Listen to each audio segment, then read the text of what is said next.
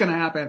My next guest knows the fashion industry inside and out, from the glamour of the runway to the harsh realities of its supply chain. She has seen it all. I was trying to change something, and there's only so much time to do this all by myself. And what she's discovered might just change the way you think about clothes that you wear. Please welcome Victoria Scholes. Morning. Good morning. Hello. Thank you so much for having me. Oh my gosh, thank you. Can I just tell everybody what you told me right before we went on, which is you have taken kind of a break from publicity and talking about this and being a guest, and we get to be your first kind of jump back into the spotlight. Absolutely. And I'm just so grateful and so thankful to have the opportunity. So thank you so much for having me. Is there, oh, thank you for being here. I'm excited to talk to you and learn from you because I am someone that you would probably yell at a lot. And so I want to learn from you today about fashion and fast fashion, which is funny because I was just interviewing someone yesterday and we were talking about Shein.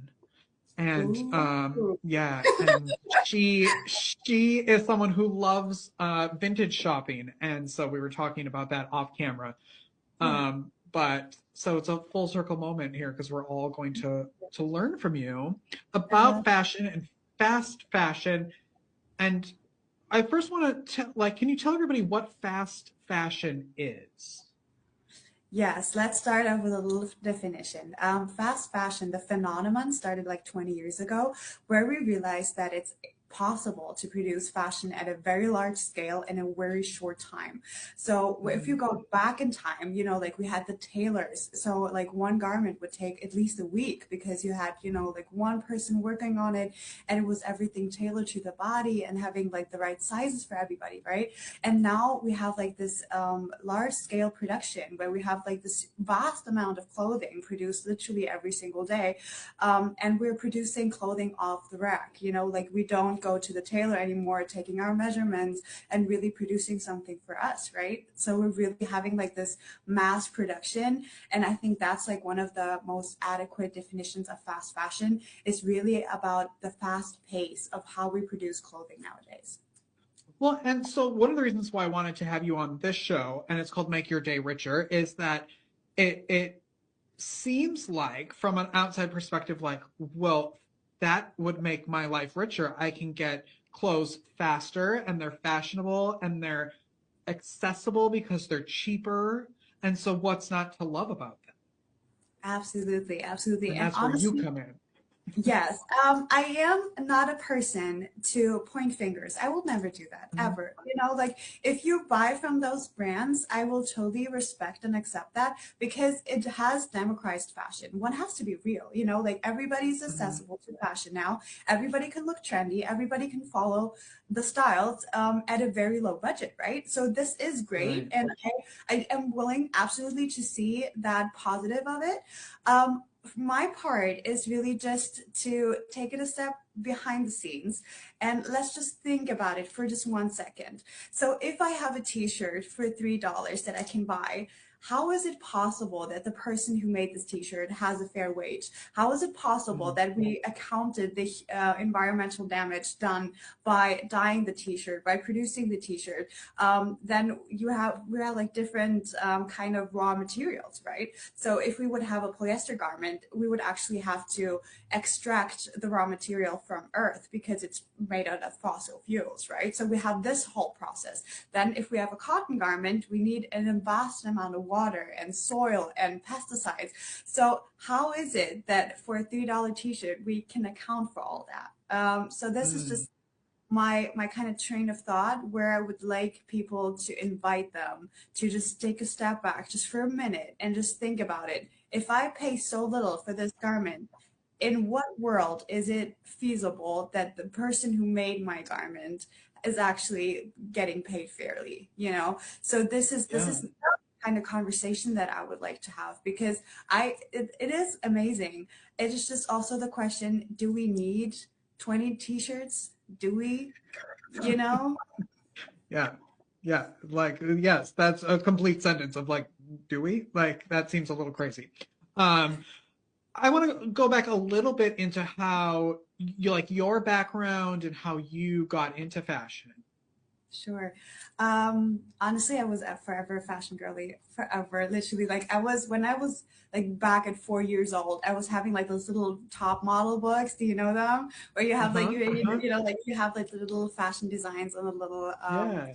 and a little girl. So I was forever into fashion. And when I was 15, I kind of decided to follow the dream. So I kind of went out of my high school at that time and went into a fashion high school, started to work as a personal assistant for a designer.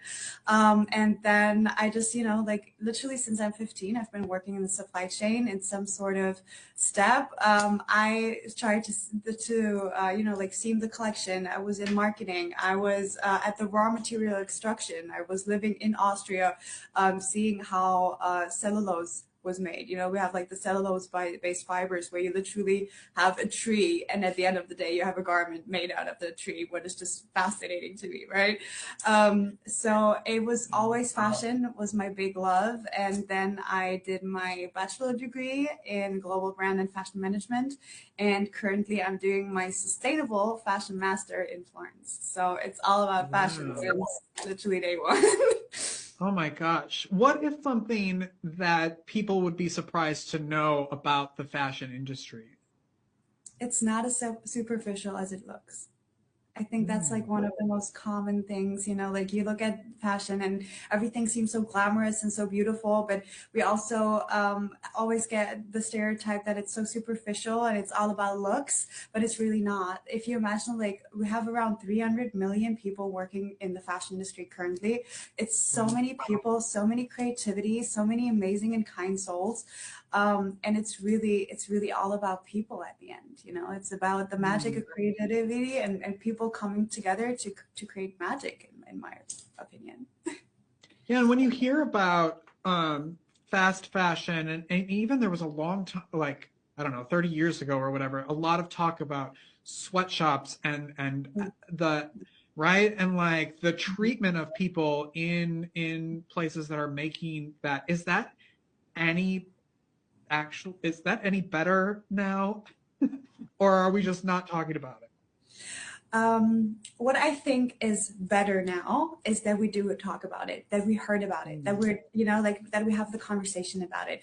Because I mhm, believe that sweatshops are only able to exist because nobody talked about it and nobody did their yeah. research and nobody kind of fighted against that. And that's why it was possible, because people realized by exploiting people and by exploiting the environment, I am able to produce garments at a very low cost because I have very low production cost. And that's why I can sell it Mm, at a very cheaper price. It always comes back to the cheap price at the end has to be paid by the people working the supply chain.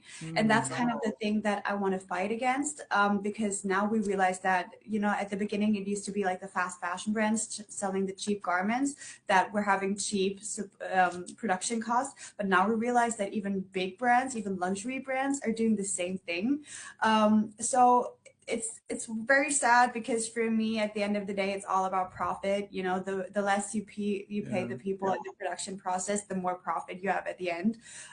So that's the thing that's kind of getting me mad, because sweatshop is one of the reasons I'm sitting here. Sweatshops is one of the reasons that I'm fighting against like the system for like 5 years now, because I love fashion more than everything. I told you, literally since I'm a little girl, but not at the price for people. Hell no.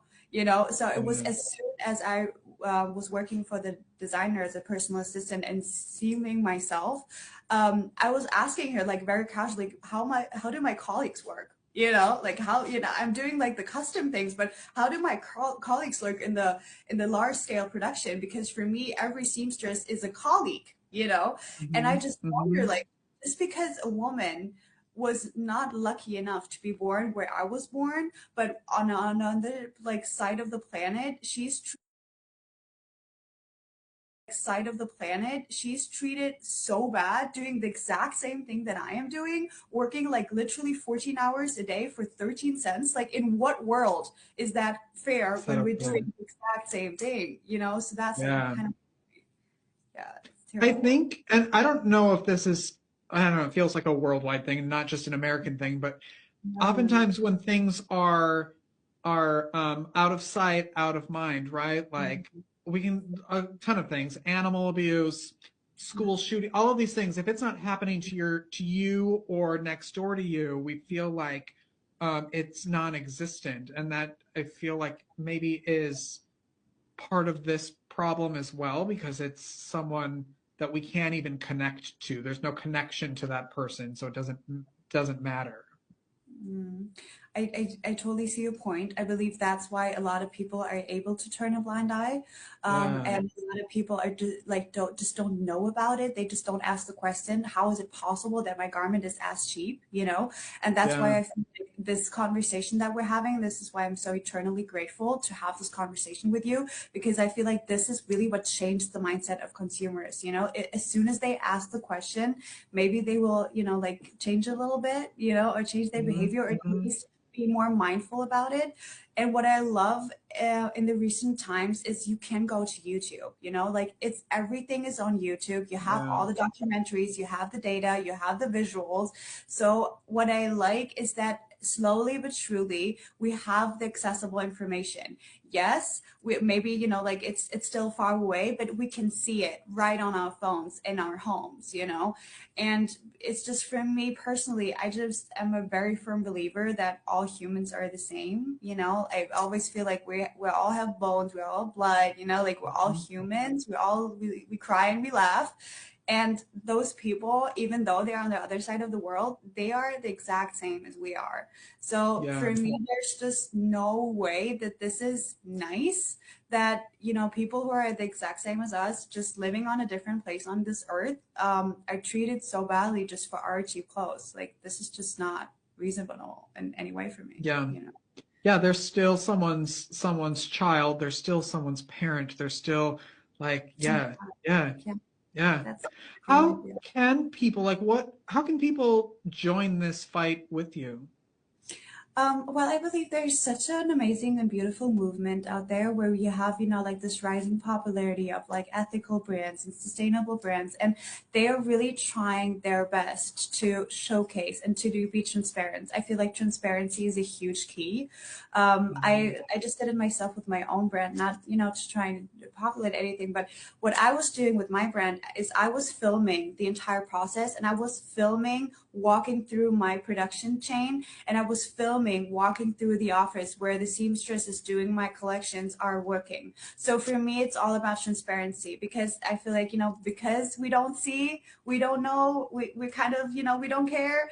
But I feel like Yeah. as soon as you see, it's just like a whole nother story, So really kind Mhm. of just like try to find those brands that are transparent and that are really trying to communicate and that are trying to make the world a better place, because they are out there. Where, yeah, they are out there. We just need to, unfortunately, like try a little bit harder to find them, right? They're not out there making big commercials in front of your face, but they're out there. Yeah. What about the future of fashion? Because I know there are a lot of there's talks about different regulations for some of these Mhm. fast Mhm. fashion companies. Like, where do you see the future of fashion going? Especially like with AI and everything, like all of that happening. What do you see? I actually see a huge opportunity in AI, simply because the fashion industry is creating a lot of waste, sadly, annually. Like, just imagine just like the cutting, just like creating a pattern for the garment and like cutting out the pieces to be able to seam them together into a beautiful piece of clothing. We create so much waste. Like, the staggering amount of pre-consumer and post-consumer waste is insane. So with AI, we could do virtual try-ons. We can do 3D models, So with the help of AI, we can, I think, reduce a lot of waste, what I think is quite beautiful. So we're definitely gonna step into that. I think we're gonna have like, the metaverse. We're gonna have like virtual shops. We're gonna wear our garments not only in real life but also for video games. So I think that there will be like a whole venture for the fashion industry in that sector.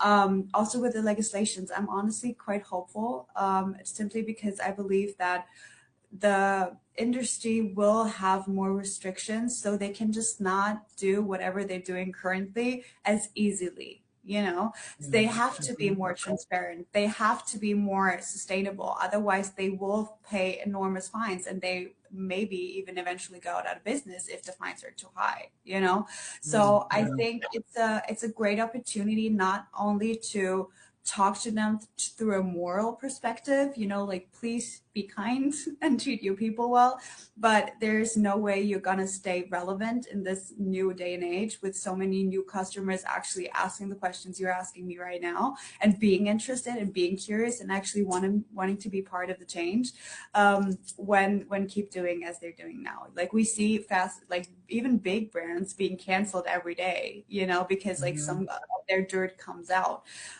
So I'm quite hopeful, to be honest. Good. Then I am too. If you are, I am. That's good. I love that.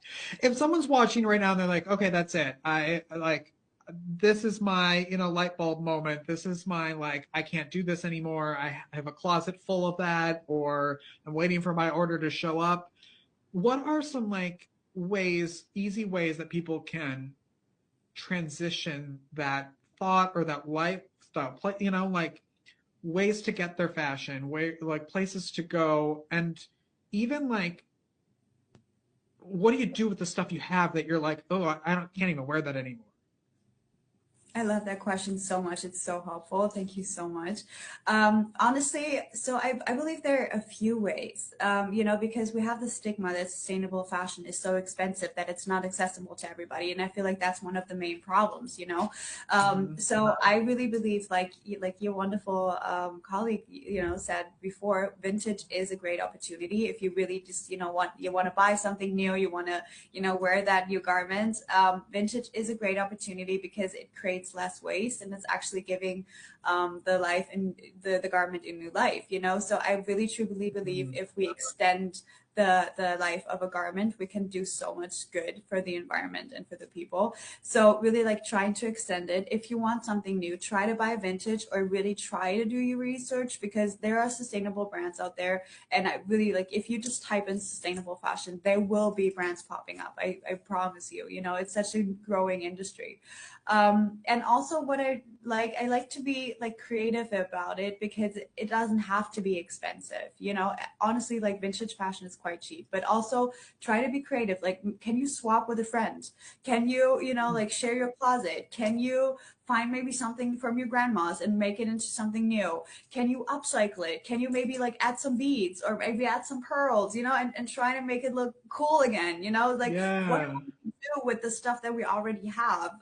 Because I believe that we buy something new because we want to have something fresh, something new, something, makes us feel good.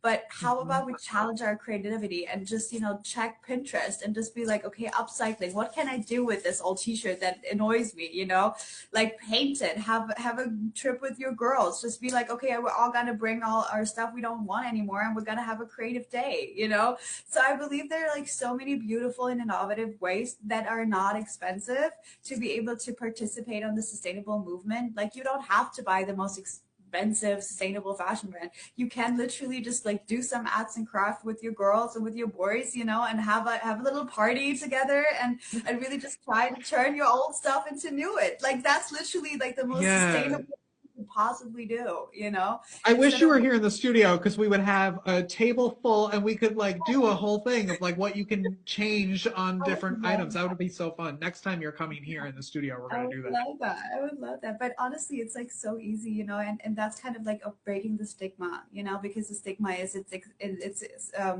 expensive, it's not accessible to all. But how about we just being creative? Yeah, I love that. That's so exciting. What do you love most about your life right now? What I love the opportunity. I just love never giving up and I just love being hopeful and staying positive and always trying to find new ways and new solutions and just kind of jiggling through the moment because obviously it's quite hard in the sustainable fashion scene. It is expensive. It is we need to do a lot of research. We need to be extremely crucial with our partners. We need to be safe. But it's just the most exciting part is really to be able to meet people that share your vision, that like you literally give me the opportunity to talk about it. And honestly, I believe that through fashion we can change the world. Because like through fashion we're creating so much damage. So why not create a positive change? And I truly Yeah. believe that's possible because every single body is participating in the fashion industry. Everybody wears clothes, you know? So if Hmm. we can do good in the fashion industry, we really can change the world. I truly believe that, you know? We're all billboards for whatever Yeah, we're wearing. Yeah, yeah. that's so Make it true. good. What is the best? Yeah. What is the best way that people can connect with you and follow you? Well, I have an Instagram account. It's VCN Schultz.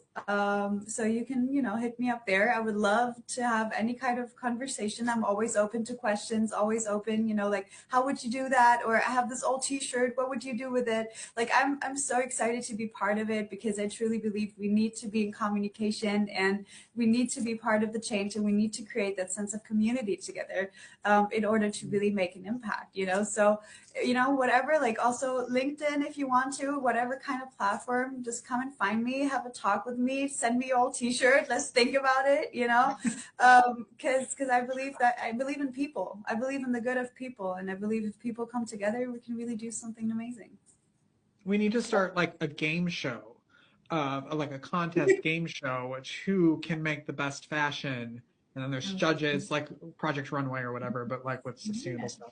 We'll work on I that. would love Victoria, that. thank you so much for being here. I appreciate it so much. Honestly, it was such an amazing time. You're so kind. You're so sweet. It was such a pleasure to be here. Thank you.